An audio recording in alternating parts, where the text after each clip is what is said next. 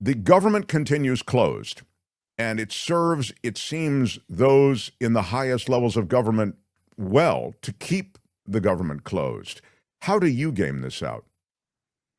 I got to tell you, I don't know. I mean, I expect this will become the longest shutdown ever. The longest currently is Donald Trump, and right now it's the second longest.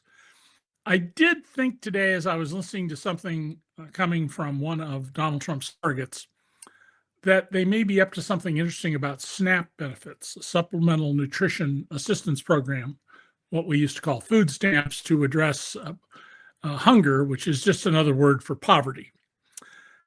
Donald has not provided $1 of federal emergency management aid for the fires in Los Angeles. I wonder if they're going to decide to reach into the nearly $6 billion reserve fund for SNAP and provide benefits for poor people to eat in red states, but not in blue. Wow. That would be so blatantly discriminatory. I can't imagine very many federal judges would go along with that, but it will be interesting to see. Well, if you're poor in a blue state, you can starve, and if you're in a red state, you're going to get your food assistance. It is the kind of thing I can see this administration absolutely doing. There's a sense in that way that this administration can do whatever they want to do. You could see it in the flex associated with the military, but you can see it in the sacking of the Treasury for $230 million that never really has to be adjudicated in any formal way. Trump just says, I am the aggrieved party here. I was harassed by this legal system. I go to my DOJ, Pam Bondi, Todd Blanche, my former attorney, and then I have to sign off on it. Well, I think it's a righteous payout, and now I want $230 million. That is the most bald-faced, corrupt notion of power, though, to speak to what we're talking about. I can do whatever I want, that I have seen. Well, as Mel Brooks, playing the French king, says in his History of the World, it's good to be king. Yeah, exactly. And, you know, who's going to challenge him? I mean, the Justice Department is completely under his control. The Supreme Court majority is in his pocket. I just got off a local public radio here in Rochester, and there was a caller who was very upset because I had said that we have a Supreme Court majority that consists of 5 white supremacists and someone who I don't think is frankly qualified to be a traffic court judge. And the person was very upset, saying, well, you know, there's no evidence that they're white supremacists, and that's just ridiculous. And I said, you know what Chief Justice Roberts' first job was out of law school? He was hired by the Justice Department and the Reagan administration to suppress black votes. And this isn't news. This was widely reported at the time. You can go read about it. There are books that talk about it. There are law review articles. I mean, it's robustly established. And if you take a job of the government to suppress the votes of black people, I think it's more than reasonable to call you a white supremacist. What then, with this concierge court that you've described, that seems to be on the same page? That's a great phrase. Yeah, I mean, concierge court. I love that. That's what he's expecting, right? He can bump everything up to the Supreme Court, and the Supreme Court never really lets him down. You know, I wonder then a couple of things on a grand scale. I wonder what is in our future in terms of elections. We talk about getting out for the midterms. We talk about the general.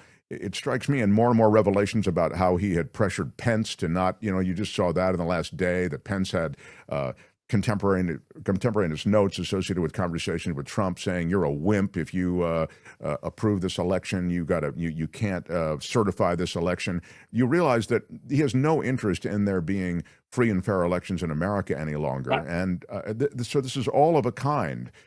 I become more downcast about the future every day, despite the fact that there's a big pushback. We saw it in the streets with no kings, et cetera. I mean, there's definitely there's a popular rise against Donald Trump right now. There is, and you're seeing some of his closest supporters, like Marjorie Taylor Greene, distance themselves from Trump. I'd point out that in her congressional district, more than 40% of the residents are on Medicaid. So she has a rather powerful incentive here to separate from Trump. But, you know, if you have lemons, make lemonade guy. even though I don't particularly like lemonade because I don't like sugary drinks. I never have. The Trump administration's demand that red states redraw the congressional boundaries to favor Republicans, and more importantly, to make sure that Black Democrats cannot get elected. I don't buy the argument of gloom and doom about this. I see in that an enormous opportunity to weaken Donald Trump. It does require the one thing that we're sort of not used to doing in the age of the internet, and that's actual work in political fields. But there are districts in Texas, Alabama, Mississippi, Florida, North Carolina, the Confederacy states, that right now are 55% or more Republican. And so you can reasonably expect that Republicans will get reelected. But if you want to gerrymander Black Democrats out, you're going to have to dilute those districts. And now you're going to have a bunch of districts that are going to be 51, 52% Republican. Well, if Democrats, independents, and disaffected Republicans get together and turn out the vote, can win Congress back with a big, fat margin. Instead of thinking about, well, we'll get a 3-vote majority for the Democrats, you could end up with a 20, 30, 40 vote majority. But, we need to remember that you have to do the work. My law class today, I was explaining to them something about the history of corporate law, and I pointed out that the Boston Tea Party, one of about 30 Tea Parties, was not, as we're all taught in school, about high taxes. It was about a tax exemption and a favor for the friends of King George. And it involved imposing a monopoly. You could only drink British tea when 3 out of 4 cups of tea being drunk at the time on the East Coast were, or at least in Boston, were Dutch tea because it was better. And the people who gathered at Faneuil Hall on the day of the most famous Tea Party in Boston Harbor, it was December, middle of December. It's cold. It's raining. The hall was packed. And there were several thousand people who stood outside in the rain for 12 hours as the crowd was worked up to go and break open the chests of tea and throw the tea into the harbor. Getting people to register to vote, making sure they stay registered, and then getting them to the polls on election day, even if that means you volunteer with someone else, you need 2 people to drive people to the polls, isn't that much work.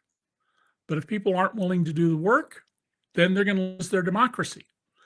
And we need to instill in that, TV ads move the needle almost nowhere. 0.3% is what I've read in the literature of the political scientists. You want to replace Donald Trump, encourage the redistricting. Yes, some of the Black lawmakers may not be reelectable.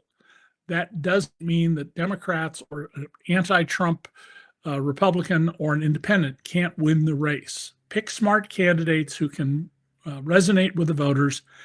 And then in the saying from the LA Times newsroom, starting with the Watergate era, Goya Cod, get off your ass, knock on doors. Do the work. Do the work. You want to live in a free country, you got to do the work. And I know I'm a broken record about this, but more than 1 million people died for this country. So suggesting you should arrange to take Monday, Tuesday, and Wednesday of the first Tuesday in November next year off to help with an election, that's not a sacrifice of any consequence. And if you do it right, you'll have a good time. Yeah, I mean, there is a sense of community about those things that you're talking about. I wanted to, because you are talking about elections, to mention that the feds, and I hate to always seem to default to what's going on, but I just feel that there's really an aggressive move. You talked about the gerrymander, and I love that you pointed out I think there's even a term for it, when you gerrymander yourself to the point that you screw yourself by the gerrymandering, because it's dumbmandering, I think is what it's called. But anyway, Yes.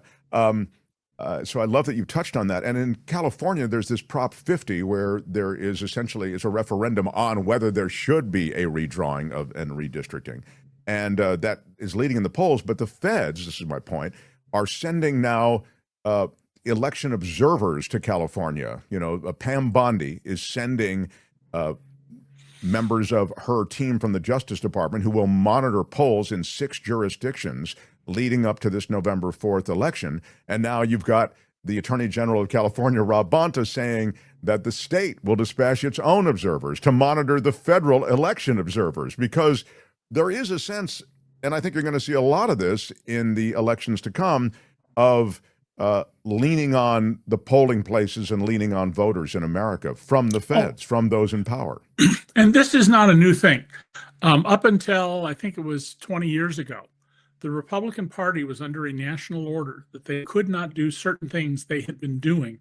I think it was a national order. It's possible it was only in New Jersey. They couldn't call up black voters the day before the election saying, you show up at the polls, we're going to arrest you. I'm from the police department and we've got an arrest warrant for you. And other just outrageous efforts to deter the turnout for the vote. Pam Bondi has exactly zero evidence that there's anything rigged or improper going on in California elections. Bonta has to make a decision about whether he wants to go into federal court at some point, probably later rather than sooner, and seek an order saying, no, federal monitors will not be around the polling places because they're inherently intimidating. I will be surprised if the Attorney General of California doesn't seek at least an order that there are to be no mass ICE agents or other federal agents anywhere near polling places. Because that would be an effective way to turn people away and make them afraid. Stopping cars, demanding you identify yourself, where were you born, stuff like that. But look, the Trump administration is very clear. You know, they aren't willing to win in a fair election. They know that in a free and fair election, especially as Donald's numbers are now at least 10 points below his votes in last fall, that he's in trouble. He's in deep trouble. And elections under the Constitution are run by the states unless Congress passes a law to the contrary, taking control of those. If Trump tries to get a quickie law passed to bring federal supervision of all elections, it'll be very interesting to see if any of the Republicans suddenly find their spines and say no. I mean, this is a really provocative question, David K. Johnston. You know, I think they've really slept on everything. I mean, the tariff thing, which threatened the U.S. economy, and so it threatens them by extension because, you know, you'll pay a political price if the economy gets turned on its side. This tariff thing, they kind of just sat on their hands, let the president do this. The sending of National Guard troops and legit military, Marines in L.A., and now he's talking in Japan. We ran the clip before. Maybe we'll run it again in a moment, where he's saying, I don't want to limit it to the National Guard. I want to actually send in regular troops to various cities to restore order. Still, you get no congressional pushback. So the idea somehow that they might actually pass under Trumpian pressure the kind of legislation you're talking about, which would give the feds control of the elections. Yeah, they might. That is a distinct possibility, and that's why I said it'd be interesting to see if a few of the Republicans who claim to be serious constitutionalists stand up. We just saw a congressman today say that some of what Trump's doing is outside of the Constitution. So there's some minor cracks in Donald's demands for absolute obedience by members of Congress, but they're minor. And Speaker Johnston is so completely obedient that there's no work being done in the House. This just hasn't happened before with no work being done in the House. And of course, the reason is that if the House comes back in, he will be obliged to swear in the new Democrat from Arizona, and she will be the 218th vote on a discharge position to get the Epstein files. And, you know, Occam's razor. Why is Donald Trump and his administration working so hard to keep secret the files he promised to bring them out? I had people today and on another show elsewhere, you know, all of conspiracy theories about this. And the Biden administration knows there's nothing there because they didn't go after Trump over this. The simple answer is because it's damaging to Donald Trump. That's why they're not releasing it. There's no other reason. And Of they have, course. to be clear, those people who don't know the law, the Trump administration has absolute authority to release the Epstein files, redacted or unredacted. A whole lot of law professors, former prosecutors, former civil attorneys for the federal government have all said exactly what I just said. They have total discretion to do this. So they're choosing not to do it. Why? Exactly. It's if there's nothing damning about it, then why wouldn't you release it? I mean, his name is all over any file concerning Jeffrey Epstein like a bad smell because he was a best friend of Jeffrey Epstein. I mean, well, and if you're thinking, well, there are other people, we shouldn't bring in these other folks who are in there. Okay, I don't like that idea, but I'll tell you what, redact every single name in there except Donald Trump's. I think it's going to work the other way, David K. Johnston. I think you're right about that. I think they're dry cleaning for Donald Trump's name. I play a little bit, if you would, Tony. The president now making it seems to me like what he's really trying to do, David, with these trade deals, is he's just trying to make everything go back to the way it was. It's like what you and I talked about months ago. If he just hadn't touched anything, he would have been fine. Instead, he has these reflexive moments of impulse where he just imposes these ridiculous tariffs. So he's meeting with the Japanese and the Chinese, just trying to get back to good. On tariffs, he has no legal authority to impose. Article 1, Section 8, Clause 1 of our Constitution, the Congress shall have the power to impose taxes, duties, and imposts. A tariff is a kind of tax. It falls under duties, technical stuff you don't need to worry about. But he has no authority to do this. And these foreign governments, they know that. They know that their customers at the border are paying the tariffs, and they're all filing under protest to get their money back. Now, I just had something shipped to me where they made an additional tap on my credit card to cover the tariff. If you're a consumer, you're probably never going to get your money back because various retailers who you buy something through are not going to go through their records in all likelihood and go through 8 million purchases and say, here's your $7.50 or your $52. So we'll be net losers at the end of the day here. And remember that Donald keeps attacking the Canadians. I was in Toronto over the weekend for my seventh child's 40th birthday. Oh, that's and boy, in everywhere we went, what did we hear from Canadians? They are really ticked off at the United States. The United States is no longer our friend. We need to have new friends. China is going to be one of our new friends. We're going to make better friends with Japan. And what's wrong with you Americans, that you're leaving this madman, this crazy person there. And they're also insulted that Trump asserted that Canada's an insignificant part of trade. It's our biggest trading partner. It's bigger than China. It's our biggest partner. They really are very angry in all sorts of commercials. Normally, I pay no attention to sport, but Jennifer and I watched the World Series in our hotel room, and there were all these jingoistic ads, Canadian jingoism, that they were subtle, but whether they're selling beer or hotel rooms or pizzas, Canadian. We're good people. We are, and that's long run very, very bad for the United States. Well, the fact that you talk about them as so angry, and they really are generally a pretty, move along, get along crew. They're like the most laid back, wonderful. They're like Americans, but less angry. You know what I mean? Well, Americans with more civilization. You don't find any filthy bathrooms in Canada. And you can find, bathrooms you can use everywhere, and nobody says to you, are you buying something? Yeah.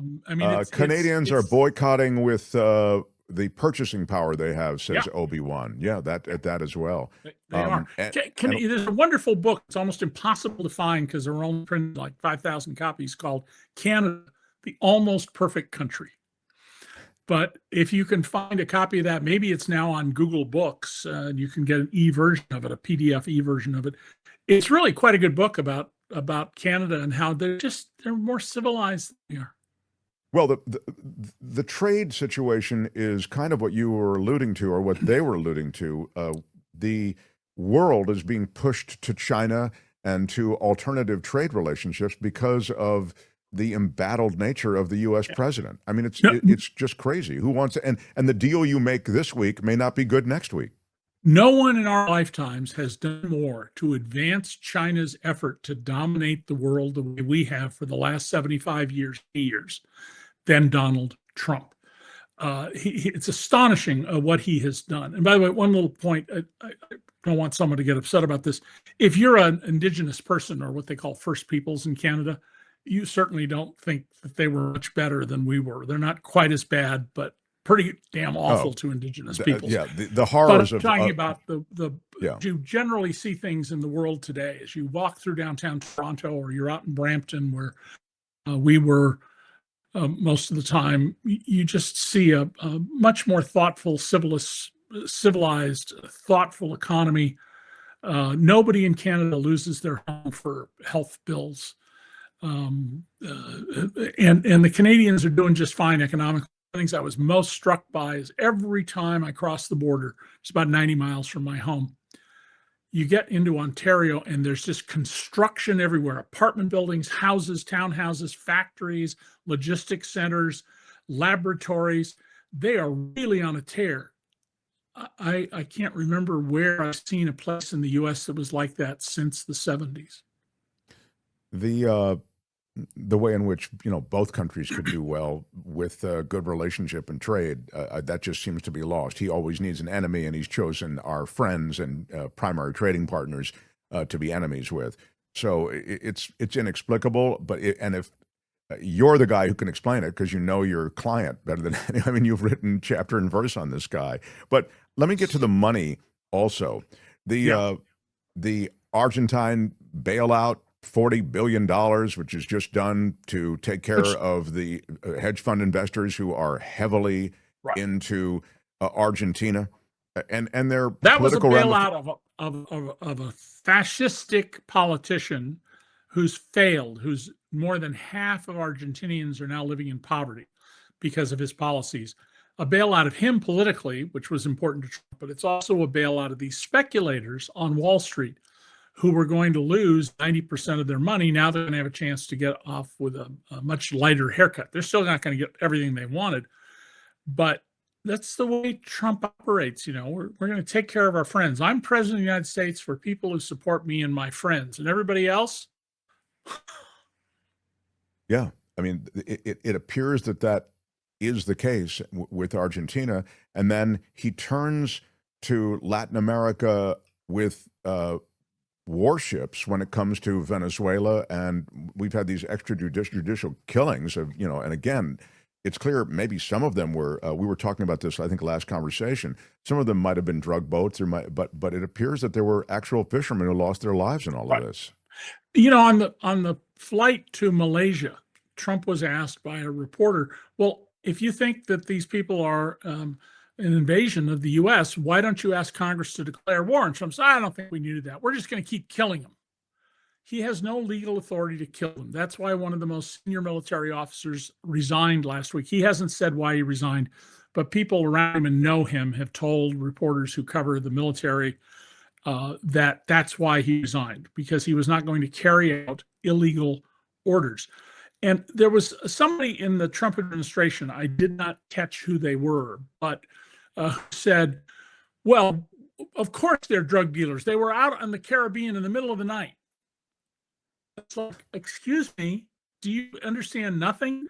The fish the fishermen want to catch to eat or sell when the sun is out dive down to 100 feet or so because predators will eat them. When it's dark at night, they come to the surface to eat the jellyfish and the other things they dine on if they're predators up at the top. And that's why the fishermen are out there in the middle of the night. And then Trump said, well, the reason we have to hit these with a missile is that our Coast Guard cutters are too slow to catch these boats.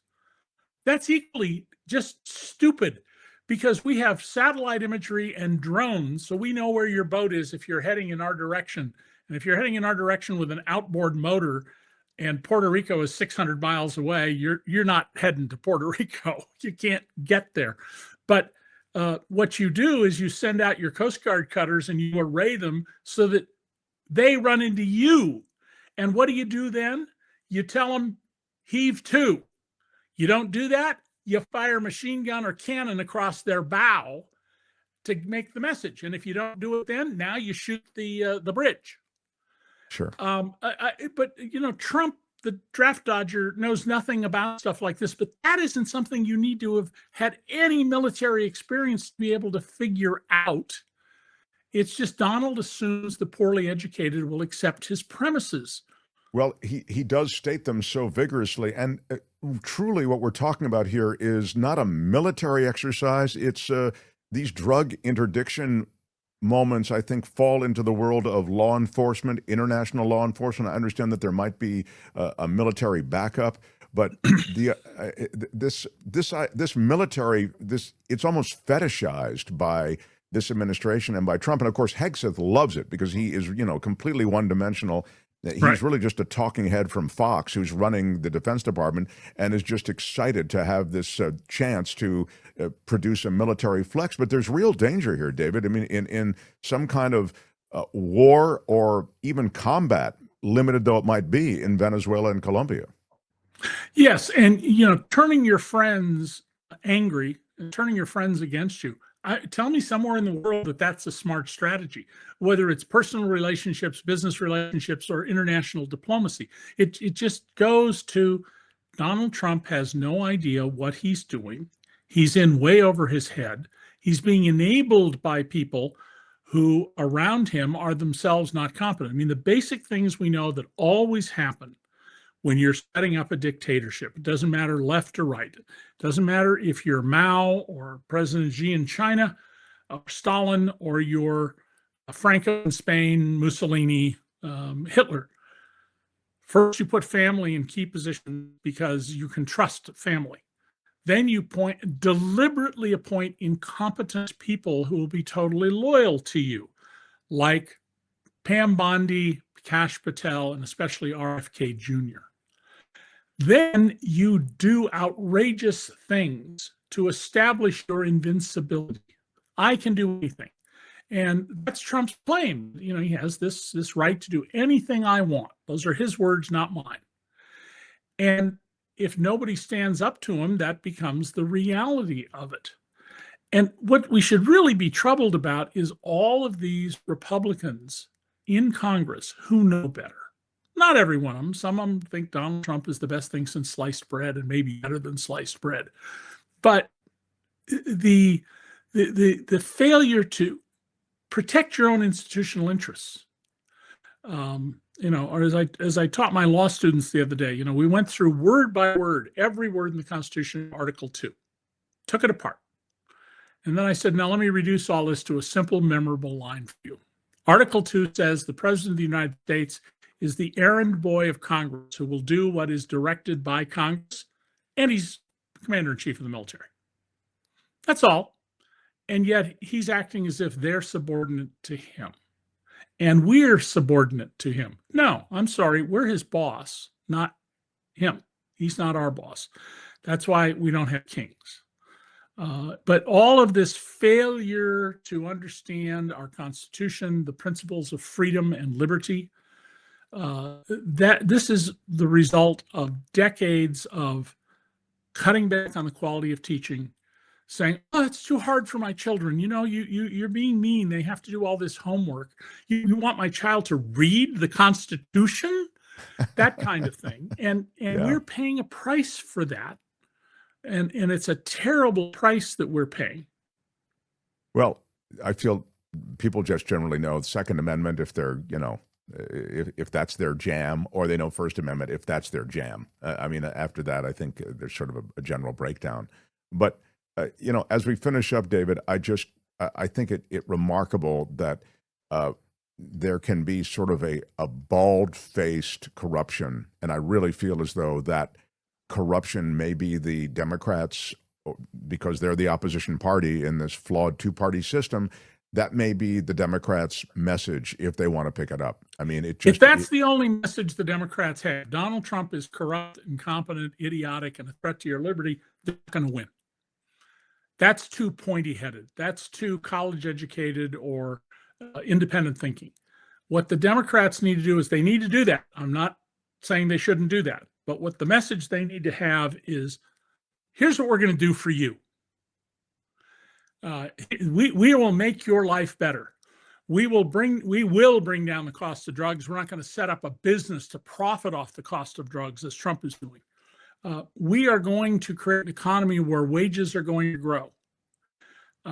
We are going to protect the environment so that you aren't going to have a heart attack in 20 years because of particulates in the air that bit by bit are sickening you without you even realizing it.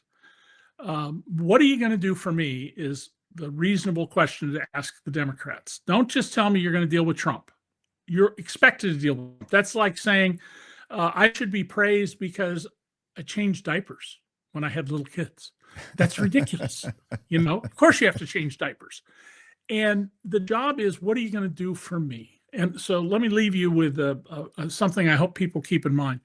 The Rand Corporation study that I don't think I inspired, but that came out after my books about the economy and all the changes in the income distribution and wealth distribution, said that in 2018, when Donald Trump was in his first term, if we had the same distribution of income as 1973, the peak year for 90%, people's average income in the 90% would have been 2/3 higher.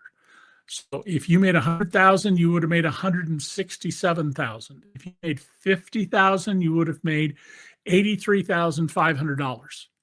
Imagine how much better everybody in the 90% would be if they had 2/3 more income. People wouldn't be worried about paying their bills, paying for electricity. They'd have some savings. They'd be able to spend some money on things to bring joy in their lives. That's what the Democrats need to say, that you are having your pockets systematically picked by the Trump Republicans or the Trumpublicans. And we want to change that. We're in favor of creating wealth. We're really good in America at creating wealth, but we need to have a fair system for how the fruits of our economy are distributed. And that doesn't mean we're giving money away to people for doing nothing. It means we're going to change the rules that suppress your wages, your benefits, raise your costs. We want to go back to 1973 when you were much better off. Yeah, that's a great takedown.